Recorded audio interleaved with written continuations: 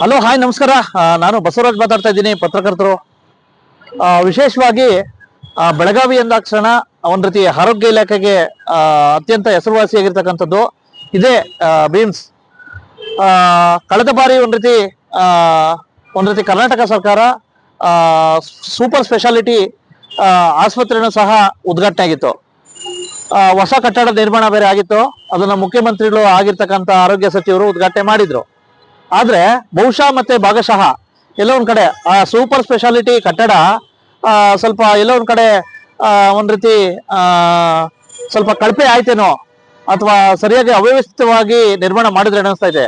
ಇದಕ್ಕೆಲ್ಲ ತಾಜಾ ಉದಾಹರಣೆ ಏನಪ್ಪಾ ಅಂತಂದ್ರೆ, ಮಳೆಗಾಲ ಬಂತಂದ್ರೆ ಸಾಕಷ್ಟು ಸೋರಿಕೆ ಉಂಟಾಗ್ತಕ್ಕಂಥದ್ದು. ಮತ್ತೆ ಅಲ್ಲಿರ್ತಕ್ಕಂಥ ಬಿಲ್ಡಿಂಗ್ ನಡುವೆ ಇರ್ತಕ್ಕಂಥ ಜಾಯಿಂಟ್ ನಡುವೆ ಸಾಕಷ್ಟು ಬಿರುಕು ಬಿಟ್ಟಿರ್ತಕ್ಕಂಥದ್ದು, ಮತ್ತೆ ಸಾಕಷ್ಟು ನೀರು ಹನಿಯಾಗಿ ಸೋರ್ತಾ ಇರ್ತಕ್ಕಂಥದ್ದು, ಮತ್ತೆ ಗೋಡೆಗಳಿಗೆ ನೀರು ಬರ್ತಾ ಇರ್ತಕ್ಕಂಥದ್ದು, ಅಪ್ ಟು ಲಾಸ್ಟ್ ಕೆಳಗಡೆವರೆಗೂ ಸಹ ಗ್ರೌಂಡ್ ಫ್ಲೋರ್ ವರೆಗೂ ಸರ್ವೇ ಸಾಮಾನ್ಯ ಆಗಿದೆ. ಇದರಿಂದ ಎಲ್ಲೋ ಒಂದ್ ಕಡೆ ಇರ್ತಕ್ಕಂಥ ಸಿಬ್ಬಂದಿಗಳು, ಇರ್ತಕ್ಕಂಥ ಒಂದ್ ರೀತಿ ಡಾಕ್ಟರ್ಗಳು, ಮತ್ತೆ ಬರ್ತಕ್ಕಂಥ ಒಂದ್ ರೀತಿ ಇಲ್ಲಿರ್ತಕ್ಕಂಥ ಚಿಕಿತ್ಸೆಗೆ ಬರ್ತಕ್ಕಂಥ ರೋಗಿಗಳಿಗಂತೂ ಸಾಕಷ್ಟು ತೊಂದರೆ ಆಗ್ತಾ ಇದೆ. ಇನ್ನೊಂದ್ ಕಡೆ ಏನಪ್ಪಾ ಅಂತಂದ್ರೆ, ಹಾಸ್ಪಿಟ್ಲೇನ ಓಪನ್ ಮಾಡ್ಬಿಟ್ರು, ಆದ್ರೆ ಡಾಕ್ಟರ್ಗಳ ಕೊರತೆ ತುಂಬಾ ಜಾಸ್ತಿ ಇದೆಯಂತೆ, ಸಿಬ್ಬಂದಿಗಳ ಕೊರತೆ ಜಾಸ್ತಿ ಇದೆ. ಈಗ ಆಗ್ಬಿಟ್ರೆ ಬರೇ ಸೂಪರ್ ಸ್ಪೆಷಾಲಿಟಿ ಕಟ್ಟಡ ಕಟ್ಟರೆ ಸಾಲದು, ಅಲ್ಲಿರ್ತಕ್ಕಂಥ ವೈದ್ಯರನ್ನ ನಿಯೋಜನೆ ಮಾಡ್ಬೇಕು, ಮತ್ತೆ ಸಿಬ್ಬಂದಿ ನಿಯೋಜನೆ ಮಾಡ್ಬೇಕು, ಮತ್ತೆ ಆ ಕಟ್ಟಡನ ಸಮರ್ಪಕವಾಗಿ ಕಟ್ಟಿದರೋ ಇಲ್ವೋ ಅಂತಕ್ಕಂಥದ್ದು ನೋಡ್ಬೇಕು. ಯಾಕಪ್ಪ ಅಂತಂದ್ರೆ ಒಂದು ಜೀವ ಉಳಿಸ್ತಕ್ಕಂಥ ಒಂದ್ ರೀತಿ ಇದು ಕಟ್ಟಡ, ಆಸ್ಪತ್ರೆ ಇದೇ ಈ ರೀತಿ ಆಗ್ಬಿಟ್ರೆ ಯಾವ ರೀತಿ?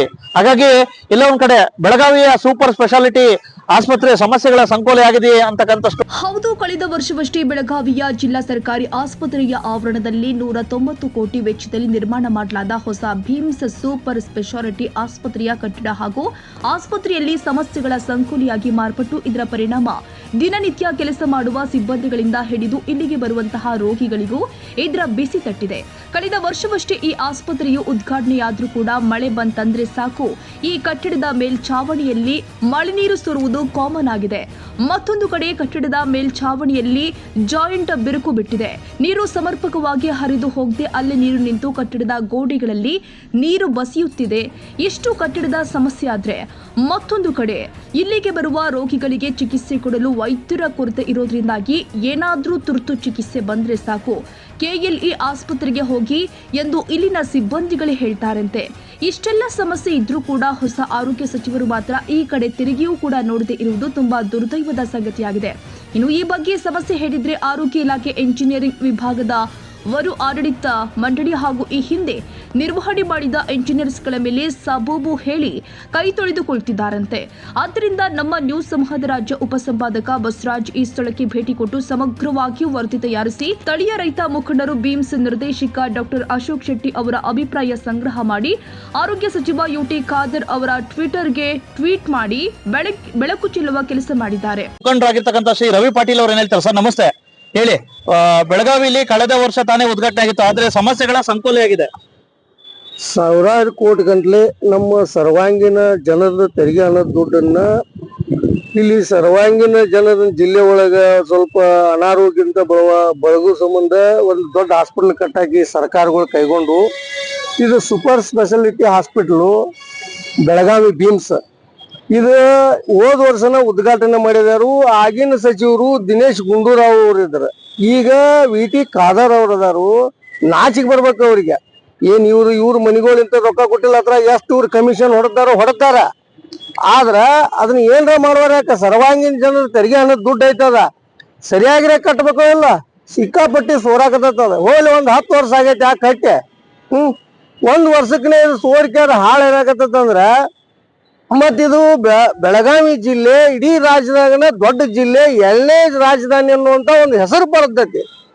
ಮತ್ ಇಲ್ಲಿ ದೂರ ಇದ್ರೆ 700 ಕಿಲೋಮೀಟರ್ ನಿಂತ ಚಿಕ್ಕೋಡಿ, ಅತನಿ, ಈ ಕಡೆ ರಾಮದುರ್ಗ್, ಲೋಕಾಪುರ್ ಮಠ ಇಲ್ಲಿ ಬರ್ತಾರೆ 200 ಕಿಲೋಮೀಟರ್. ಇಲ್ಲಿ ಸರಿಯಾಗಿ ಒಂದು ವೈದ್ಯರ ಸವಲತ್ತೂ ಇಲ್ಲ. ಅಲಿಮಾರಿ ಜೀವನ ನಡೆದೈತಿ ಒಳಗೆ. ಇವತ್ತು ಹಾಸ್ಪಿಟಲ್ ನಿನ್ನಿಂತ್ರ ಬರತನ ಒಂದು ಪೇಷಂಟ್ ಅನ್ನ ಅಡ್ಡಾಡಿಸಿ ಇದನ್ನ ಮಾಡಾಕತ್ತಾರ ಇವ್ರ. ಅಡ್ಡಾಡೋದು ಎಲ್ಲಂತ ಅಡ್ಡಾಡ್ಬೇಕು? ಸಿಬ್ಬಂದಿಗಳು ತಗೋಬೇಕು. 2,80,000 ರಾಜ್ಯದಾಗ ಹುದ್ದೆ ಖಾಲಿ ಅದಾವ. ಬಿಟ್ಟಿ ಬ್ಯಾಸರಿಗೆ ಈಗ 5,000 ಆದ 6,000 ತಗೊಂಡೆ, 15,000 ಹುದ್ದೆ ತಗೊಂಡೆ. ಇದು ನಾಚಿಕೆರ ಸಂಗತಿ. ಅತಿಥಿ ಶಿಕ್ಷಕರು ಇಟ್ಕೊಂಡಾರ 10-15 ಕೊಟ್ಟು ಇಟ್ಕೊಂಡು ಇಡೀ ಕಲ್ತಂತ ಡಿಗ್ರಿ ಸ್ಕೂಲ್ಗೆ. ಮತ್ತೆ ಇವ್ರು ಡಿಗ್ರಿ ಸ್ಕೂಲ್ ಏನದಲ್ಲ ಎಲ್ಲ ಇವರು ಮಿನಿಸ್ಟರು MLA ಅದಾವ, ಲಕ್ಷಾನ ಗಂಟ್ಲೆ ರೊಕ್ಕ ಸುರಿಬೇಕ. ಇದನ್ನ ಮಾಡ್ಬೇಕು. ಈಗ ಎಲ್ಲಾನು ಖಾಸಗೀಕರಣ ಮಾಡಿ ಇವ್ರಿಗೆ ಫಂಡ್ ಬರುವಂತ ವರ್ಷಕ್ಕಿಂತ ಕೋಟಿ ಗಂಟ್ಲೆ ಲಂಚ ತಿನ್ನಾಕ್ ಬಂದ್ರ ಸಾಕ.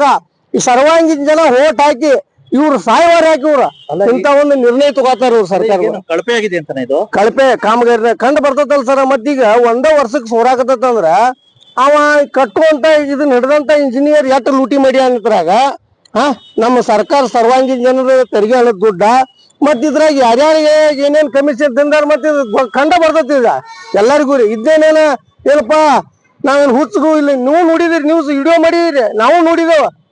ಮತ್ ಅವಾಗ ನಾವು ಇವ್ರಿಗೆ ದಿನೇಶ್ ಗುಂಡೂರಾವ್ ಅವ್ರಿಗೂ ನಿಮ್ಮ ಮಾಧ್ಯಮದವ್ರನ್ನು ಬೈಲಿಕ್ ತಂದಾರ ಅವಾಗ ಎಲ್ಲ ನಿಮ್ಮ ಮಾಧ್ಯಮ ಸ್ನೇಹಿತರ. ಯಾಕಂದ್ರೆ ನೀವಟ್ ಇರ್ಲಿಲ್ಲ ಅಂದ್ರೆ ಅಂಕು ಡೊಂಕು ಕೂತಿದ್ ಸರಿಪಡ್ಸಾಕ ಇನ್ನು ಜನರನ್ನ ಏನ್ ಮಾಡ್ತಿರೋ ತಿಳಿವಾತಿವ್ರ. ತಕ್ಷಣ ಇದನ್ನ ದುರಸ್ತಿಗೊಳಿಸ್ಬೇಕ. ಮಾಡಿದಂತ ಇಂಜಿನಿಯರ್ ಮೇಲೆ ಏನ್ ಟೆಂಡರ್ ತಗೊಂಡಲ್ಲ ಇದನ್ನ ಕಟ್ಟಾಕ ಅವನ ಮೇಲೆ ಕಟ್ಟುನಿಟ್ಟಿನ ಕ್ರಮ ತಗೋಬೇಕ. ಇಂತಿ ವರ್ಷ ಬರೆಸ್ಕೊಂಡು ಅವ್ನ ದುರಸ್ತಿ ಮಾಡ್ಕ್ಯಾರ ಸೋರ್ದಂಗ್ ಕ್ರಮ ಕೈಗೊಳ್ಳುವಂತ ಕೆಲಸ ಈ ಸರ್ಕಾರಗಳು ತಗೋಬೇಕಂತೇಳಿ ಇವತ್ತು ನಾ ಮಾಧ್ಯಮ ಮೂಲಕ ಹೆಸರ ಕೊಡ್ತೇನೆ ಅವ್ರಿಗೆ ನಾನು. ಧನ್ಯವಾದಗಳು. ಇನ್ನು ಬೆಳಗಾವಿಲಿ ಇತ್ತೀಚೆಗೆ ಒಂದ್ ರೀತಿ ಸಾಕಷ್ಟು ಕಳೆದ ಬಾರಿ ಒಂದ್ ರೀತಿ ಉದ್ಘಾಟನೆ ಆಗಿತ್ತು, ಅದೇ ಸೂಪರ್ ಸ್ಪೆಷಾಲಿಟಿ ಒಂದ್ ರೀತಿ ಆಸ್ಪತ್ರೆ. ಸಾಕಷ್ಟು ಜನ ಒಂದ್ ರೀತಿ ಆರೋಗ್ಯಕ್ಕೆ ವಿಶೇಷವಾಗಿ ಬೆಳಗಾವಿ ಮತ್ತೆ ಈ ಕಡೆ ಭಾಗದ ಸಾಕಷ್ಟು ಜಿಲ್ಲೆಗಳಿಗೆ ನಾಡಿ ಮಿಡಿತ ಆರೋಗ್ಯದ ಒಂದ್ ರೀತಿ ಸಂಜೀವಿನಿ ಆಗಿತ್ತು. ಉದ್ಘಾಟನೆ ಆಗಿ ಇನ್ನ 1 ವರ್ಷ ಆಗಿಲ್ಲ. ಸಾಕಷ್ಟು ಒಂದ್ ರೀತಿ ಎಲ್ಲ ಒಂದ್ ಕಡೆ ಮೇಲಿಂದ ಸೋತಾ ಇರ್ತಕ್ಕಂಥದ್ದು, ವಿವಿಧ ರೀತಿಯಲ್ಲಿ ಸಾಕಷ್ಟು ಒಂದ್ ರೀತಿ ಬಿರುಕು ಬೀಳ್ತಾ ಇರ್ತಕ್ಕಂಥದ್ರ ಬಗ್ಗೆ ರೈತ ಸಂಘದ ಮುಖಂಡರು ಆರೋಪ ಮಾಡಿದ್ದಾರೆ. ಈ ಬಗ್ಗೆ ಸ್ವತಃ ವಾಸ್ತವಕ್ಕೆ ನೋಡಿದ್ರು ಸಹ ಸ್ವಲ್ಪ ಹತ್ತಿರವಾಗಿದೆ. ಸ್ವತಃ ಬಿಮ್ಸ್ ನ ನಿರ್ದೇಶಕರಾಗಿರ್ತಕ್ಕಂಥ ಡಾಕ್ಟರ್ ಅಶೋಕ್ ಶೆಟ್ಟಿ ಅವರು ಏನ್ ಹೇಳ್ತಾರೆ? ಸರ್ ನಮಸ್ತೆ. ನಮಸ್ತೆ. ಕಳೆದ ಬಾರಿ ನಿಮ್ಮ ಒಂದ್ ರೀತಿ ವಿಶೇಷ ಪ್ರಯತ್ನದಿಂದ ಒಂದ್ ರೀತಿ ಉದ್ಘಾಟನೆ ಬಗ್ಗೆ ಕಂಡಿತ್ತು, ಆದ್ರೆ ಸಮಸ್ಯೆಗಳ ಸಂಕೋಲೆ ಆಗಿದೆ. ಈಗ ಉದ್ಘಾಟನೆ ಆಗಿ ಈಗ 2 ವರ್ಷ ಆಗಿದೆ. ಹಾಗೆ ನಮ್ಮಲ್ಲಿ ಈಗ ಎಲ್ಲ ಡಿಪಾರ್ಟ್ಮೆಂಟ್, ಕಾರ್ಡಿಯಾಲಜಿ ಡಿಪಾರ್ಟ್ಮೆಂಟ್ ಕಾರ್ಯನಿರ್ವಹಿಸುತ್ತಿದೆ. ನಾವು ಆಲ್ಮೋಸ್ಟ್ 150 ಮೇಲೆ ಸ್ಟಂಟ್ ಹಾಕಿದ್ದೆವು. ನ್ಯೂರೋ ಸರ್ಜರಿ ಡಿಪಾರ್ಟ್ಮೆಂಟ್ ಅವರು 200 ಮೇಲೆ ಆಪರೇಷನ್ ಮಾಡಿದ್ದಾರೆ. ಮತ್ತೆ surgical gastroenterology, medical gastroenterology, nephrology, urology ಎಲ್ಲಾ ಡಿಪಾರ್ಟ್ಮೆಂಟ್ ಅಲ್ಲಿಯೂ ಸಹ ಬಹಳ ಚಿಕಿತ್ಸೆಗಳು ನಡೆಯುತ್ತಿದೆ. ಇದು ಏನಾಗಿದೆ ಅಂದ್ರೆ ಈ ಇದರಲ್ಲಿ ಸಮಸ್ಯೆ ಅಂದ್ರೆ ನಾವು ಲಾಸ್ಟ್ 2 years ಇಂದ ಅದರಲ್ಲಿ ಮಳೆಗಾಲದಲ್ಲಿ ಒಂದು ಸಮಸ್ಯೆ ಆಗ್ತಿದೆ. ಅಲ್ಲಿ ಬಿಲ್ಡಿಂಗ್ ಎಕ್ಸ್ಪಾನ್ಷನ್ ಜಾಯಿಂಟ್ ಅಂತಿದೆ, ಅಂದ್ರೆ ದೊಡ್ಡ ಬಿಲ್ಡಿಂಗ್ ಆಗಿರೋದ್ರಿಂದ ಅಲ್ಲಿ ಎಕ್ಸ್ಪಾನ್ಷನ್ ಜಾಯಿಂಟ್ ಅಲ್ಲಿ ಸ್ವಲ್ಪ ಮಳೆ ಬಂದಾಗ ಸ್ವಲ್ಪ ನೀರು ಸೋರಿಕೆ ಆಗ್ತದೆ. ಲಾಸ್ಟ್ ಟೈಮು ನಾನು ಆಲ್ಮೋಸ್ಟ್ ಒಂದು ಕರ್ನಾಟಕ ಹೆಲ್ತ್ ಇಂಜಿನಿಯರಿಂಗ್ ಸರ್ವಿಸ್ ಅವರಿಗೆ, ಮುಖ್ಯ ಇಂಜಿನಿಯರಿಗೆ ಮತ್ತೆ ಅವರು ಚೀಫ್ ಇಂಜಿನಿಯರ್ ಧಾರವಾಡದವರಿಗೆ ಆಲ್ಮೋಸ್ಟ್ ಒಂದು 11 ಲೆಟರ್ ಬರೆದಿದ್ದೆವು. ಆಲ್ರೆಡಿ ಲಾಸ್ಟ್ ಇಯರ್ ಅದು ಬಂದು ಅವರೆಲ್ಲ ಅದು ಮಾಡಿದ್ದಾರೆ. ಮಾಡಿ ಅದಕ್ಕೆ ಒಂದು ಚಿಕಿತ್ಸೆಯನ್ನು ಅಂದ್ರೆ ಕೋಟಿಂಗ್ ಅನ್ನು ಮಾಡಿ ಹೋಗಿದ್ದಾರೆ. ಈ ಸಲಿಯೂ ಮಳೆ ಬಂದಾಗ ಸ್ವಲ್ಪ ಸೋರಿಕೆ ಆಗ್ತಿದೆ. ಇವಾಗಲೂ ನಾವು ಅವರಿಗೆ ಒಂದು 3 ಲೆಟರ್ ಅನ್ನು ಹಾಕಿದ್ದೇವೆ. ಈಗ ಅವ್ರು ಬಂದು ಕೆಲಸ ಸ್ಟಾರ್ಟ್ ಮಾಡಿದ್ದಾರೆ. ಅವರು ಕ್ಲೀನಿಂಗ್ ಮತ್ತದೆಲ್ಲ ಮಾಡಿ ಅವ್ರು ಏನ್ ಹೇಳ್ತಿದ್ದಾರೆ, ಬೆಳಗಾವಿಯಲ್ಲಿ ಬಹಳ ಮಳೆ ಮತ್ತೆ ಬಿಸಿಲಿಗೆ ಅದು ಎಕ್ಸ್ಪಾನ್ಷನ್ ಜಾಯಿಂಟ್ ಅಲ್ಲಿ ಆ ರಬ್ಬರ್ ಮೆಲ್ಟ್ ಆಗಿ ಅದು ಮೆಲ್ಟ್ ಆಗ್ತದೆ. ಮತ್ತೆ ಮಳೆ ಬಂದಾಗ ಅದು ಸಿಂಕ್ ಆಗಿ ಅಲ್ಲಿ ಸ್ವಲ್ಪ ಸೋರಿಕೆ ಆಗ್ತದೆ ಅಂತೇಳಿ ಅವರು ಅದಕ್ಕೆ ಎಕ್ಸ್ಪ್ಲನೇಷನ್ ಕೊಟ್ಟಿದ್ದಾರೆ. ಅಲ್ಲ ಸರ್, ಈಗ ಅವರು ಇಂಜಿನಿಯರ್ ಅವ್ರಿಗೆ ಈಗ ನಿರ್ವಹಣೆ ಮಾಡ್ತಕ್ಕಂಥ ಇಂಜಿನಿಯರ್ ಕೇಳಿದ್ರೆ 2 ವರ್ಷ ಆಗಿದೆ, ಹಸ್ತಾಂತರವಾಗಿ ನಮ್ ನಿರ್ವಹಣೆ ಮುಗ್ದಿದೆ, ವಿಶೇಷವಾಗಿ ಇನ್ನೇನಿದ್ರು ಸಣ್ಣ ಪುಟ್ಟ ಸಮಸ್ಯೆ ಇದ್ರೆ ಅವರೇ ಮಾಡ್ಕೋಬೇಕು ಅಂತ ಹೇಳಿ. ಅಲ್ಲ, ಇದು ಸಣ್ಣ ಪುಟ್ಟ ಸಮಸ್ಯೆ ಅಲ್ಲ. ಇದು ಎಕ್ಸ್ಪಾನ್ಷನ್ ಜಾಯಿಂಟ್ ಇದ್ದಲ್ಲಿ ಪ್ರಾಬ್ಲಮ್ ಅಂದ್ರೆ ಇದು ಸಿನ್ಸ್ 2 ವರ್ಷದಿಂದ ನಡೀತಿದೆ. ಎಕ್ಸ್ಪಾನ್ಷನ್ ಜಾಯಿಂಟ್ ಇದೆ ಪ್ರಾಬ್ಲಮ್. ನಾವು ಈಗ 11 ಬಾರಿ ಅವರಿಗೆ ಲೆಟರ್ ಅನ್ನು ಕೊಟ್ಟಿದ್ದೇವೆ. ಬಹಳ ಸಲ ಬಂದು ರಿಪೇರಿ ಮಾಡಿದ್ದಾರೆ. ಇವರು ಬಂದಿದ್ದಾರೆ, ರಿಪೇರಿ ಮಾಡ್ತಿದ್ದಾರೆ ಅವರು.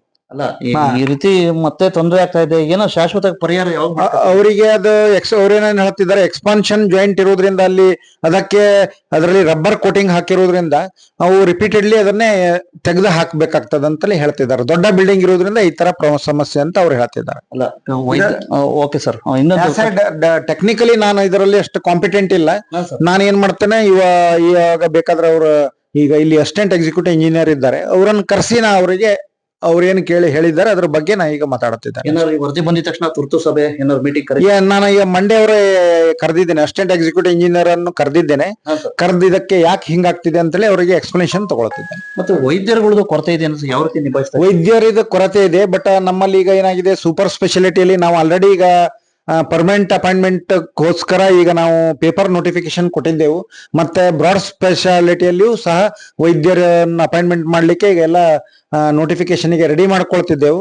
ಇನ್ನು 1 ಮಂತ್ ಅಲ್ಲಿ ಇದೆಲ್ಲ ಸಮಸ್ಯೆ ಸಾಲ್ವ್ ಆಗ್ತದೆ. ಧನ್ಯವಾದಗಳು ಸರ್. Thank you. ಸರ್ ನಮಸ್ತೆ. ನಮಸ್ಕಾರ ಹೇಳಿ ಸರ್. ಸರ್ ಈಗ ಹೊಸ ಭೀಮ್ಸ್ ಕಟ್ಟಡಕ್ಕೆ ಬಂದಿದ್ದೀವಿ ನಾವು ಇಲ್ಲಿ ಬೆಳಗಾವಿಗೆ. ಇಲ್ಲಿ ನೋಡಿ ಇನ್ನ 1 ವರ್ಷ ಆಗಿಲ್ಲ ಉದ್ಘಾಟನೆ ಆಗಿ ಆಲ್ರೆಡಿ ಸೋರ್ತಾಯ್ತೆ ಅಂತ ಹೇಳ್ಬಿಟ್ಟು ಹೇಳ್ತಾವ್ರೆ. ಇಲ್ಲಿ ಬಂದಿದ್ದೀವಿ, ವಾಸ್ತವಕ್ಕೆ ಹತ್ರನೂ ಇದೆ. ಅವ್ರಿಗೆ ಹ್ಯಾಂಡ್ ಓವರ್ ಮಾಡಿ 2 ವರ್ಷ ಆತಲ್ಲ. ಆಯ್ತು ಸರ್, 2 ವರ್ಷ ಇಲ್ಲಿ ಹೋದ ವರ್ಷ ಉದ್ಘಾಟನೆ ಆಗಿರೋದು ಇದು. ನಾನು ಬಂದಿದ್ದೀನಿ, ಕಾರ್ಯಕ್ರಮಕ್ಕೆ ಅಟೆಂಡ್ ಆಗಿದ್ದೀನಿ. ಆದ್ರೆ ಈ ರೀತಿ ಉದ್ಘಾಟನೆ ಆಗಿ 1 ವರ್ಷ ಆಗಿದೆ, ಆಲ್ರೆಡಿ ಸೋರ್ತಾಯ್ತೆ ಅಂದ್ರೆ ಇನ್ ಯಾವ ಲೆವೆಲ್ಗೆ ಇದು ಗುಣಮಟ್ಟ ಕಾಪಾಡ್ಕೊಂಡಿದೆ? ಅದಕ್ಕೆ ಅವ್ರ ಅರುಣ್ ಕುಮಾರ್ ಇದ್ರು ಅದಕ್ರಿ. ನಾ ಎಲ್ಲ ಇವೇನ್ರಿ ಬಂದ್ 6 ತಿಂಗಳು ಆಗೈತ್ರಿ ಸರ್. ಹಂಗಲ್ಲ, ಈಗ ನೀವು ಒಬ್ಬ AEE ಸರ್, ಒಬ್ಬ ಜವಾಬ್ದಾರಿಯುತ AEE ಸರ್. ನಿಮ್ ಕೈ ಕೆಳಗಡೆ AEಗಳಿಗಾರು ಇನ್ಸ್ಟ್ರಕ್ಷನ್ ಮಾಡಿ. ಹಲೋ, ಅವ್ರು ನೋಡ್ರಿ ಅರುಣ್ ಕುಮಾರ್ ಮಕ್ರಂದ್ ಪೆಡ್ನೇಕರ್ ಇದ್ರು. ಈಗ ಅವ್ರು ಆ ಟೈಮ್ನಾಗ ಹ್ಯಾಂಡ್ ಓವರ್ ಮಾಡಿ ಕೊಟ್ಟಿದಾರ್ರಿ. 1 ವರ್ಷ DLP ಪೀರಿಯಡ್ ಮುಗಿದೈತಿ. ಅವ್ರಿಗೆ ನಾವು ಲೆಟರ್ ಬರ್ದೇವಿ, DLP ಪೀರಿಯಡ್ ಮುಗಿದೈತಿ, ನಿಮ್ಮ ಏನ ಸಣ್ಣ ಪುಟ್ಟಿದ್ರು ನಿಮ್ಮ ಹಂತದಾಗ ಮಾಡ್ಕೊರಿ ಅಂತ ಹೇಳಿದ್ವಿ ಸರ್. ನಿಮ್ಮಂತ ಇದಕ್ಕೆ ಯಾರು ಸರ್ ಜವಾಬ್ದಾರಿ, ಯಾರು ಸರ್ ಈಗ? ಹಲೋ, ಇನ್ನಾದ್ರೂ ಈ ಭೀಮ್ಸ್ ಸೂಪರ್ ಸ್ಪೆಷಾಲಿಟಿ ಆಸ್ಪತ್ರೆಗೆ ಬಿಗ್ ಟ್ರೀಟ್ಮೆಂಟ್ ಸಿಗುತ್ತಾ ಕಾದು ನೋಡಬೇಕಾಗಿದೆ.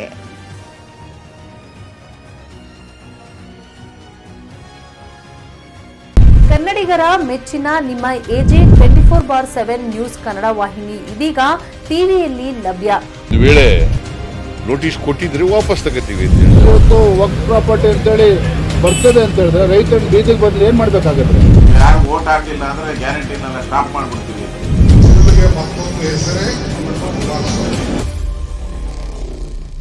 ಕರ್ನಾಟಕ ಮತ್ತು ದೇಶ ವಿದೇಶ 360 ಡಿಗ್ರಿ ಸುದ್ದಿ ಹಾಗೂ ಉತ್ತರ ಕರ್ನಾಟಕ, ಬೆಳಗಾವಿ, ಬಾಗಲಕೋಟೆ, ಧಾರವಾಡ, ಹಾವೇರಿ, ಗದಗ, ಬಿಜಾಪುರ ಜಿಲ್ಲೆಯ ಕ್ಷಣ ಕ್ಷಣದ ವಿವರವನ್ನ ಪಡೆಯುವುದಕ್ಕೆ AJ 24/7 ನ್ಯೂಸ್ ಕನ್ನಡ ವಾಹಿನಿಯನ್ನ ಲೈಕ್ ಮಾಡಿ, ವಿಡಿಯೋಗಳನ್ನ ಶೇರ್ ಮಾಡಿ, ಕಮೆಂಟ್ ಮಾಡುವ ಮೂಲಕ ನಮ್ಮ ವಾಹಿನಿಗೆ ಸಹಕಾರ ನೀಡಿ ಮತ್ತು ಚಾನೆಲ್ ಅನ್ನ ಸಬ್ಸ್ಕ್ರೈಬ್ ಮಾಡಿ. ಧನ್ಯವಾದಗಳು.